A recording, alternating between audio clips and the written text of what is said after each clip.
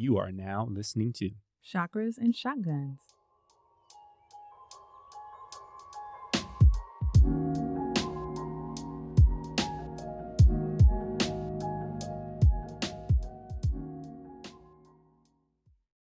Welcome to Chakras and Shotguns, the podcast that guides you on your journey of spiritual development and personal preparedness.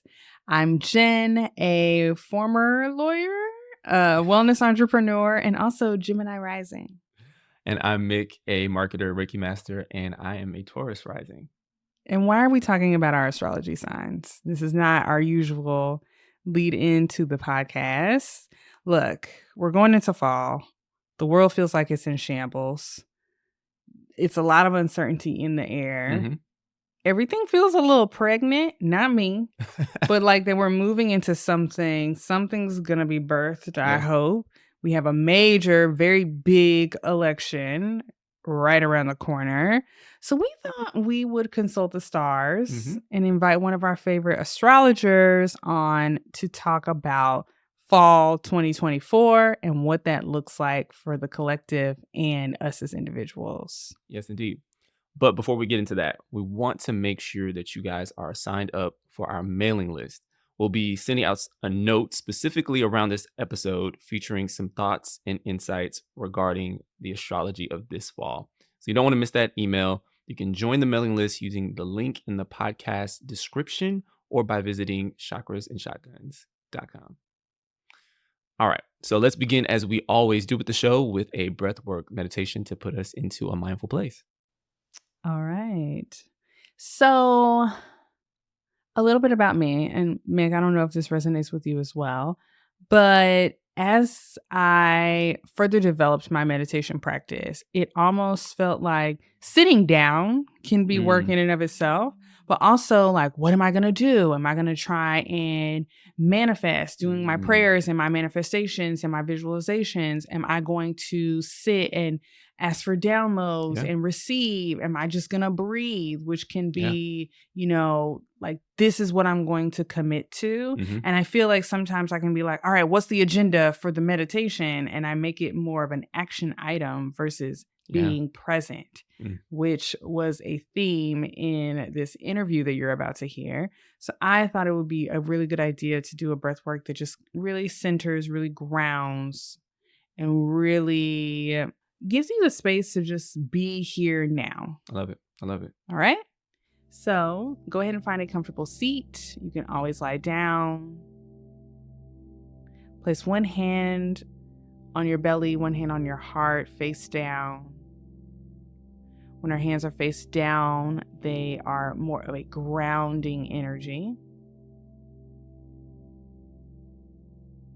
Flicker your eyes closed if they aren't already. Take a deep inhale in through your nose. Hold that breath at the top.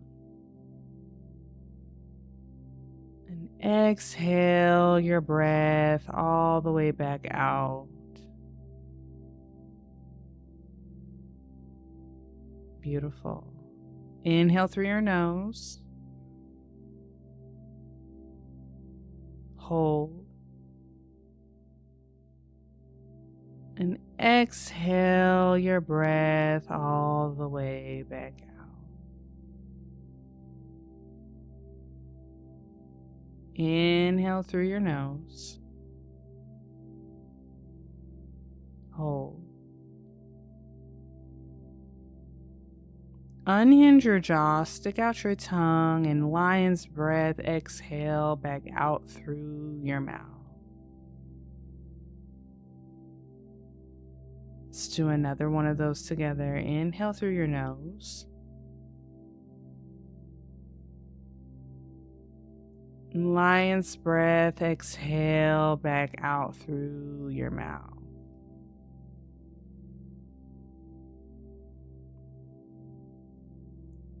Inhale through your nose. Hold at the top. Exhale a third of your air back out through your nose. Hold. Exhale another third back out through your nose. Hold. And then fully exhale all of your remaining air out through your nose. Hold on empty. Inhale through your nose all the way up to the top. Feel your belly expand. Exhale your top third of air. Hold. Exhale another third. Hold.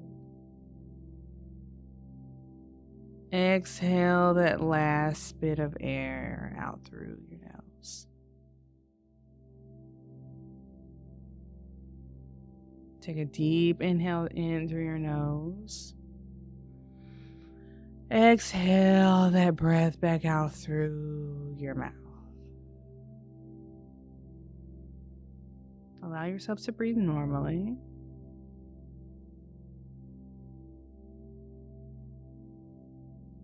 Just following your inhales and your exhales.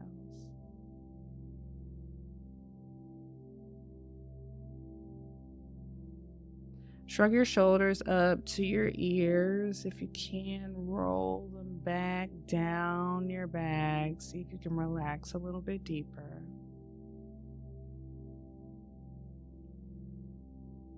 Let's take one more deep inhale in together. Exhale out through your mouth. Let something go.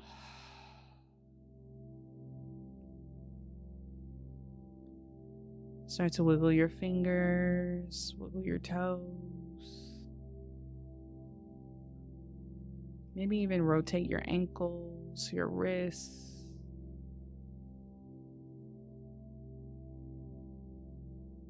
Bring your arms overhead. Take a big full body stretch. Point your toes.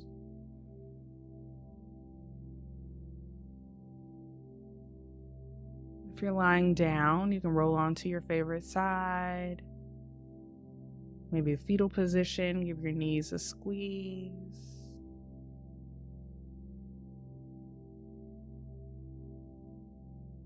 Start to come back into the room. Flickering your eyes open last.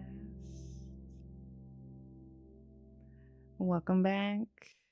I hope you're grounded. Thank you for being here. That was great, Jen. I resonate a lot with the feeling the need to have an agenda when I meditate. And so it's helpful just to remember, hey, just breathe. It feels so contradictory Yeah. but I think it's kind of the human, especially like type A, Yeah. to-do list type of people that we can be. Mm-hmm. Of like, okay, I gotta get this download. And I feel like the more you force it, the less you even get out of it anyway. Exactly. So just breathe, just be here, relax, ground. All right. Well, as Jim mentioned in the lead-in, we are welcoming Puja Robinson to the show again. Just want to give a little bit about Puja before we jump into the interview. So Puja Robinson is an amazing astrologer based in Tucson, Arizona. She translates the stars for clients around the world, offering cosmic insight that empowers them to accept and understand themselves at a soul level and to navigate life with intention and awareness. I'll add that she has also given Jen and I both some very illuminating readings over the years, and she was very helpful when we were making our decision to move cross country a couple years ago. Mm-hmm. So, with no further ado, we welcome Puja Robinson back to the show. All right. This is the beginning of the interview with Puja. But it is not the first time that we have tried to record this today. I think it's appropriate that our favorite astrologer is on where we're feeling the effects of Mercury in retrograde, the shadow. The mic was not micing. Yeah. But we're here. Puja, welcome back. We're so excited to have you back on the show. It's been a minute. Thank you. Oh my gosh, I know. Way too long. I'm happy to be back. We're so happy to have you. So we want to focus today's episode on the fall of 2024 and just kind of talk a little bit about first some of the themes and some of the energies that you're kind of seeing for this season? Yes, absolutely. I feel like as soon as you said the fall of 2024, it got so dramatic in my head. Like, yes, the fall of 2024. Um, but honestly, that is kind of the vibes, as we are moving into 2025. There's a lot of major things that are shifting in 2025. Saturn's going to move into a different sign. Neptune's going to move into a different sign. Uranus is going to move into a different sign. The North Node is going to move into a different sign. There are major tonal shifts in 2025. So fall kind of feels like this major wrapping up, not just because of the season, but because, we are making our way into a completely different energy, vibe, cycle next year. So again, the fall of 2024 is the fall of 2024. Got it. Cool. That sounds like a lot, but whatever TikTok serves me astrology wise, it's just like all of these things are happening. We haven't seen this planet and this sign and this long, and we're like making this huge collective shift. It feels like the energy is going that direction. Yeah. Never mind the fact that the United States has like a really big election this year. Absolutely. We'll talk about that, I'm sure. So it's like I feel that. Yeah. It's like, yeah, that makes sense. As a millennial, I'm tired of seeing new things sometimes. Of like big shifts, big like collective shakeups, the way we think about things, the status quo, like feels like right when you catch your breath, like something else is moving. Yeah.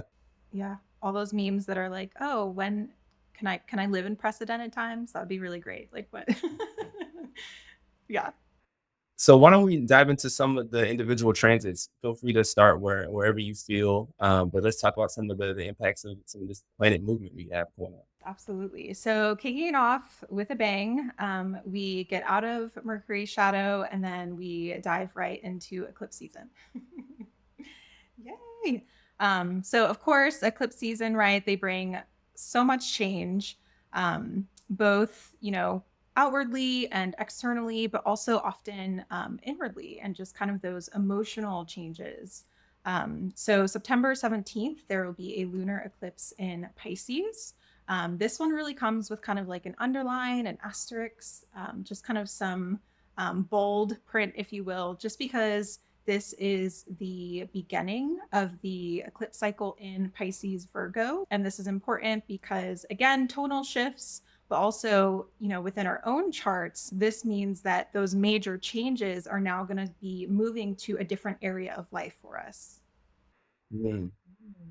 So are there any specific like sun signs or moon signs or even rising signs that are going to be like especially impacted by this Pisces eclipse season or Pisces Virgo eclipse season, as you mentioned? Yeah, definitely. All the mutable signs. So, Pisces, Virgo, Gemini, Sagittarius, they will definitely be feeling it. I would say Pisces rising, just any mutable rising, because it's going to be really angular for you. So that means that kind of all the major parts of your life are going to be shifting if you are a mutable rising sign. So again, Pisces, Gemini rising, Virgo rising, Sag rising, you're going to have changes in your career, at home and family, with the people in your life, and then within yourself. Have a Gemini rising over here. I'm a Virgo rising, so right there with you. Okay. How's it make you feel? It actually tracks. Okay. Like it actually tracks with what I'm hoping for. I hope they're all good changes. So very interesting. But yeah, I've done a lot of like unpacking and a lot of like, my own shadow work and self work and, shaking the table once again. Here we go. So again, right when I get my feet up under me, it's like, now let's, what's next? So I know we talked in the past about eclipses and how it can cause that shaking of the table. And I know some of the tips we kind of give out there were like making sure you're staying grounded, going into nature, journaling. Anything else you would add to that, Puja, to kind of help folks navigate that big eclipse that's coming on the 17th? I would say just, being really present and just just being with what is, you know. I think the gift of astrology and other modalities becoming so mainstream, and we'll definitely get into this later with Neptune and Pisces, but the gift of it is that all of this information is so accessible and you know, can be pretty consistent, especially, you know, if you are on, you know, social media and the algorithm is like, oh, you like this. But I think it can create kind of almost that doom scrolling effect, where you're like, oh, another thing, and then another thing, and then another thing. And I think when you are really just present within your own life and just aware of, you know, the rhythm of you, I think it becomes easier to navigate the astrology, because then it's, you know, kind of like Jen, you just said, actually that tracks, and that's kind of in alignment with what I'm hoping for. So I think that can be, it's really kind of obvious and simple, but I think just, again, being really present and just going with it. That's where we're at. Saturn's in Pisces. We're all supposed to be flowing right now. Mm, okay. What else we got? So yeah, that's just one eclipse, right? They come in sets. So the other one will be October 2nd. That one's a solar eclipse in Libra. So, you know, again, changes. And then as well, Pluto. So Pluto moved back into Capricorn a couple of days ago, September 1st. This is major because Pluto has, you know, been moving through Capricorn since January of 2008. So this is really kind of his final, you know, stay, his last gasp, if you will, of Capricorn themes. And to me, when I think of a planet, especially an outer planet, kind of retrograding for the final time, it always feels like, you know, when your parents told you to clean your room and they're like coming back to check, you know, like, did you actually do it? So I think that's a part of, you know, the journey for us personally with Pluto retrograding. You know, whatever part of your chart he's been moving through, there's been so many deep, profound changes. And you may find that while he's in Capricorn for the next couple of months, until November 19th, that, you know, some of those habits or instincts may be kind of kicking up. And it's really a great opportunity to be aware of them, and just kind of rework some things, or really get some closure on certain parts of your life. So that's major, again, personally, because that's such a big tonal shift. And then it's major collectively, especially here in the US, in alignment with the election, and with the United States birth chart that has Pluto in Capricorn. So we're completing our Pluto return here in the US.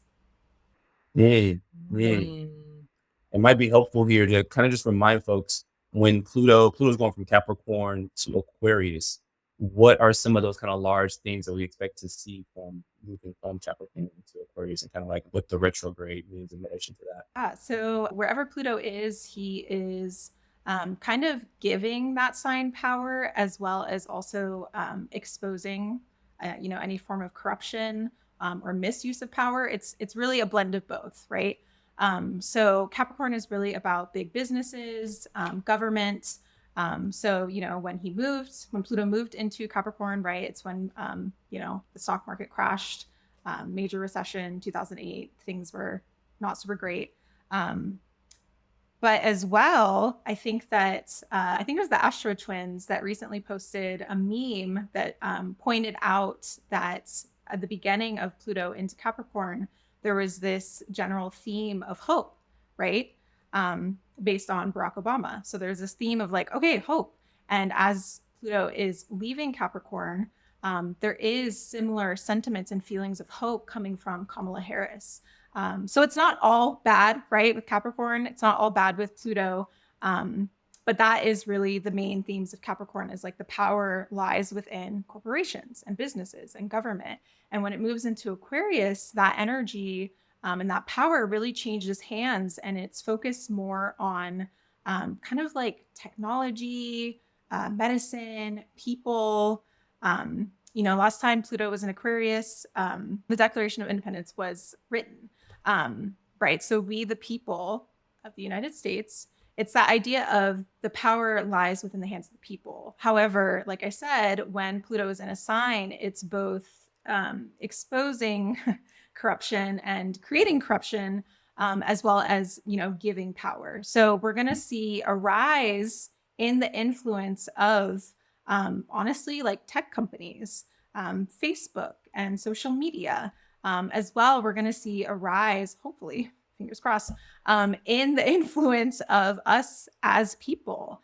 When that was written, right, a lot of people were not included in that. A lot of people did not have rights.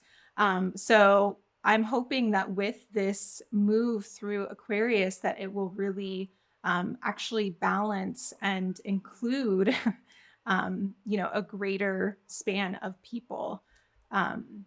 But that's a 20-year journey, so it's not going to be overnight. And Aquarius can definitely be tied to things like rebellions and things of that nature. So we will see, right? It's like, again, we're just out here living in unprecedented times. Another unprecedented. Another one. Yeah, I'm excited. I'm an Aquarius sign, so I love Aquarius. The best sign ever. But I had been tracking that somewhat before, because didn't Pluto kind of pop into Aquarius and then pop out Yeah. earlier this year? So it's in retrograde going back to Capricorn. Right. So this is his last time in Capricorn. See, I know just enough about astrology to be dangerous. And so I was like, yes, like we're gonna get some of these old folks out of Congress. Like they need to retire. They need to go home, eat a cookie, have a nice blanket. Mm-hmm. It's time. And so I feel like corporations are like the overlords, but it is you get a little nervous with the tech companies. Because I just saw a story where it was like the cops are, if there's a crime in an area and they can find a Tesla, they're like getting the camera footage from the Tesla.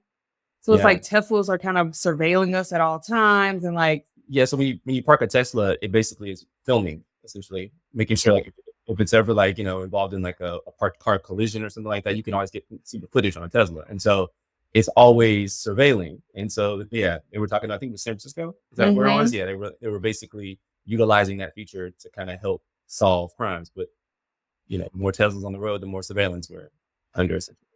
That's a very Pluto and Aquarius. I feel like there's going to be more of that, right? Again, how can we find power through technology? Very interesting. So I wanted to talk a little bit about some of the other retrogrades that are happening this fall and kind of what that means for us. I think there's quite a few, I don't know if I remember correctly. There surely is. Fall, we have, again, Uranus retrograded on September 1st. Jupiter will be going retrograde October 9th. I will say with that one, just because that one's more of like a social planet, so we do feel it a little bit more because he moves signs every year. I think this one can sometimes be almost like a relief because Jupiter ultimately rules our growth. So he likes to really blow things up. And so he can kind of be like egging us on or hyping us up, like, yes, do the thing.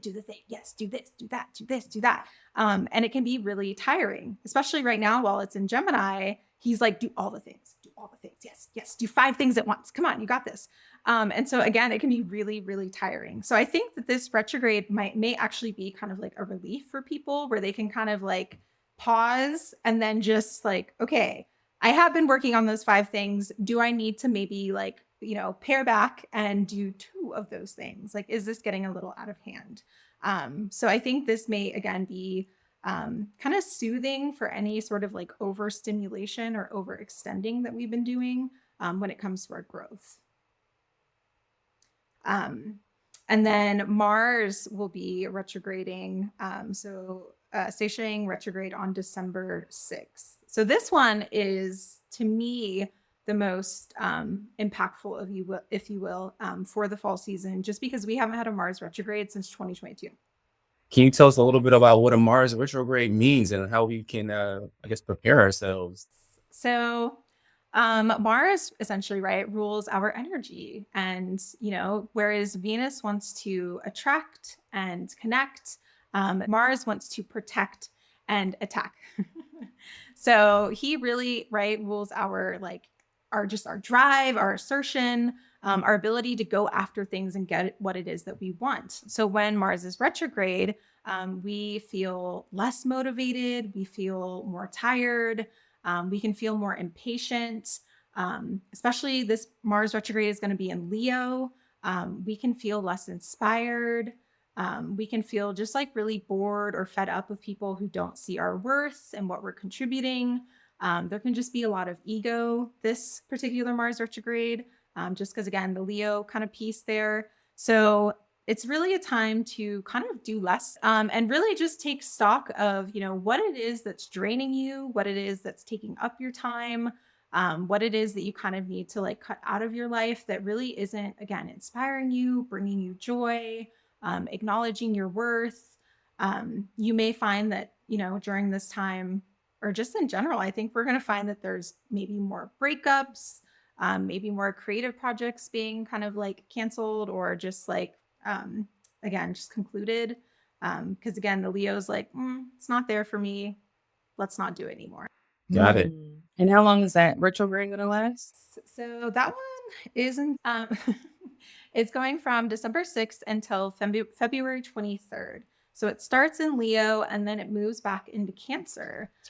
So as well, it's not even just that idea of like, okay, you're not, acknowledging, the wonderful contributions that I've made, but also, is this even worth, like my energy in terms of, like this would be, I'm not making anything from this, or this is taking too much time away from me when I could be spending this with my family, or this doesn't make me happy and I would rather be, like at home eating a burrito on the couch. Like that just sounds better than being, at this concert right now, to be honest with you.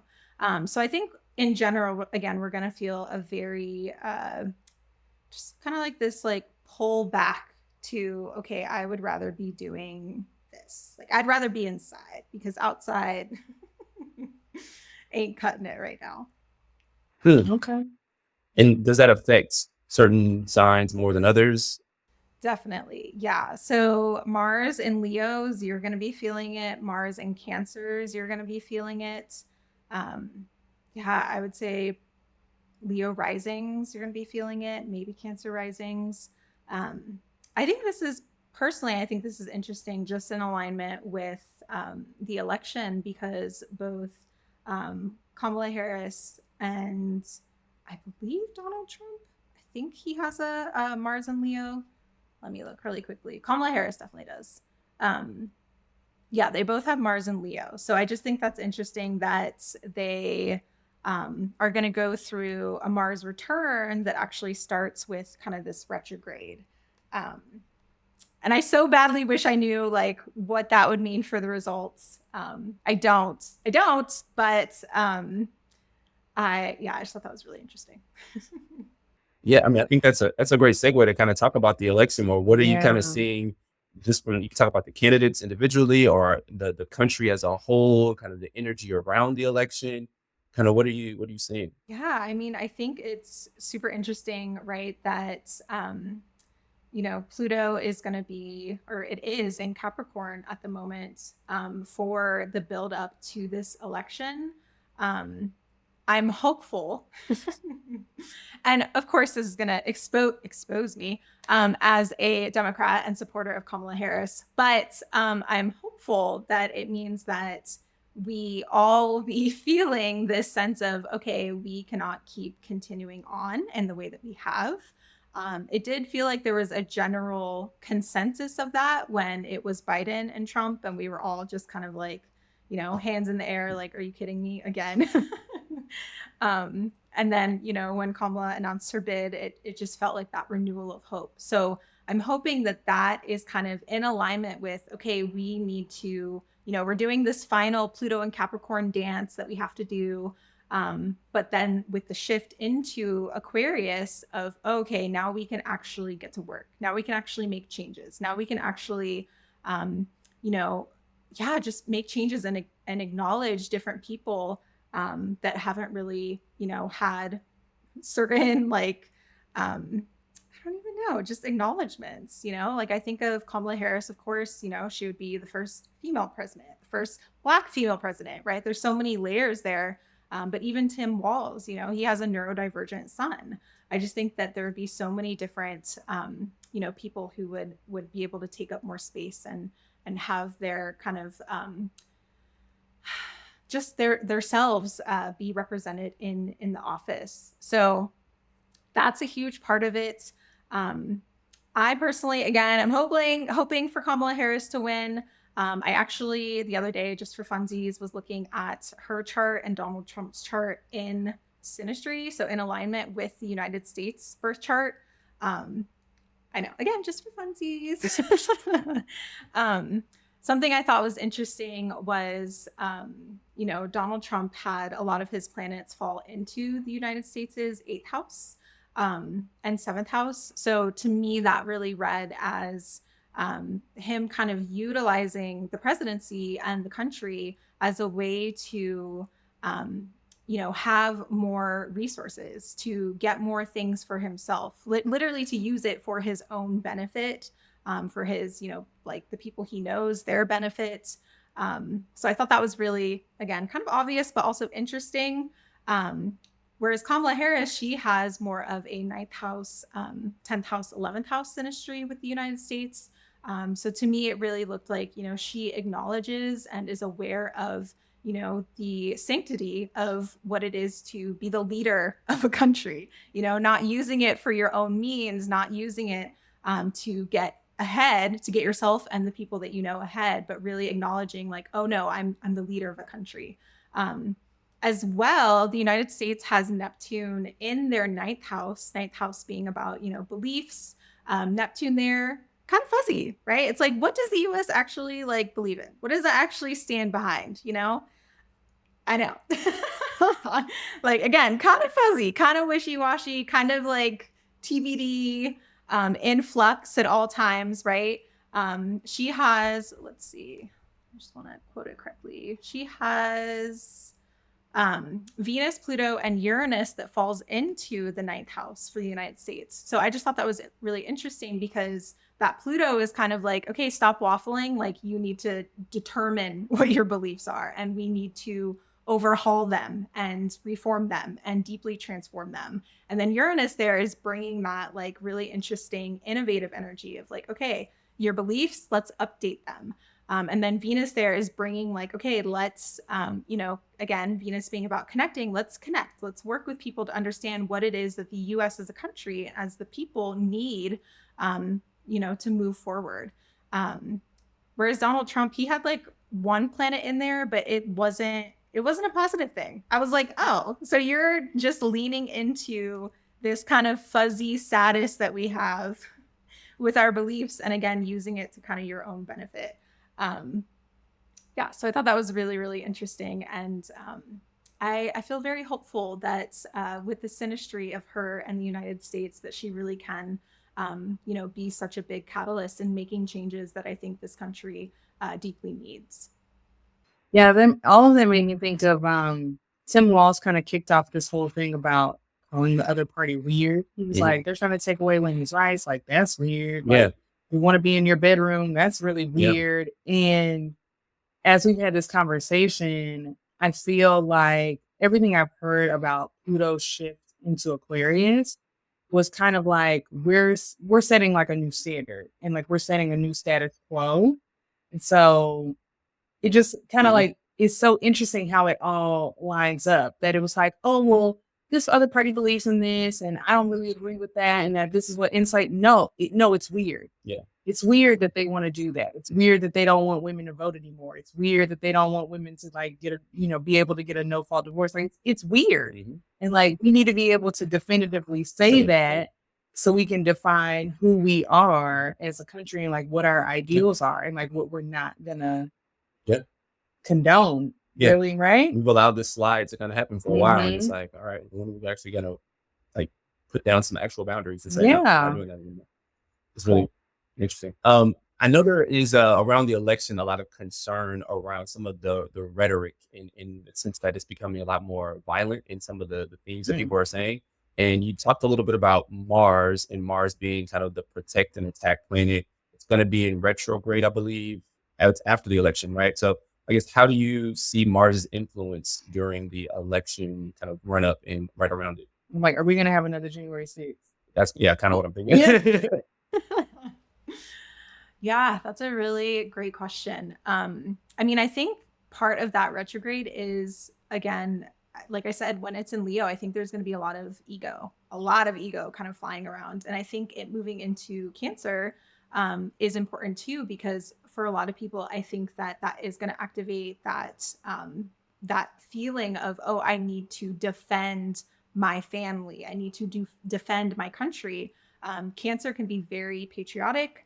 At its lowest form, that can really veer into extremism. So that may very well be a part of the retrograde story. There's like so much involved during the election that's activating both Trump's chart and Kamala Harris's chart, where I'm like, I don't know. I know some astrologers are firmly one or the other, and again, we already know what I want, but Uranus is hitting both of their charts. It's hitting, it's activating both of their 10th houses. Both of their charts are getting activated in a way where I'm like, this could go either way. I personally believe that it's going to be Kamala, just based on the astrology of, like, in general, how we're kind of moving and shifting. But yeah, I think it's going to be really interesting. I think because Uranus is involved, unfortunately, I wouldn't be surprised if there was, pushback and feelings of, X, Y, and Z that's going to come up for people. But I think that's also just very much, Pluto in Capricorn. And I think that's very much Uranus in Taurus. Both of those earth signs can be very rooted in tradition, in systems and structures and what is already established. And they can have a really hard time pivoting and changing. But that's kind of the nice thing about next year, is that we have, more Aries energy, which is about new beginnings. We have the Gemini energy, which is mutable. It's able to pivot. It's able to be open-minded. So again, I'm hopeful for, Kamala, but I think either way, we're going to have, again, pushback and just hurt feelings, if you will. Yeah, I can see that either way. Yeah. I just want to go back a second, in case there were people who maybe don't fully understand, like, what Uranus in the 10th house or hitting their 10th house actually means. Do you mind just kind of giving a quick little breakdown of, what's the significance of Uranus in the 10th house specifically? Yeah. So 10th house is related to kind of our career. It's a very, very visible, prominent house. And Uranus is all about, surprises, shakeups, unexpected things. Uranus specifically hit Trump's chart. And it actually hit his midheaven with Mars during the assassination attempt. So that's very, right, Uranus, like surprising, unexpected. Mars is that, right, attack energy that we talked about earlier.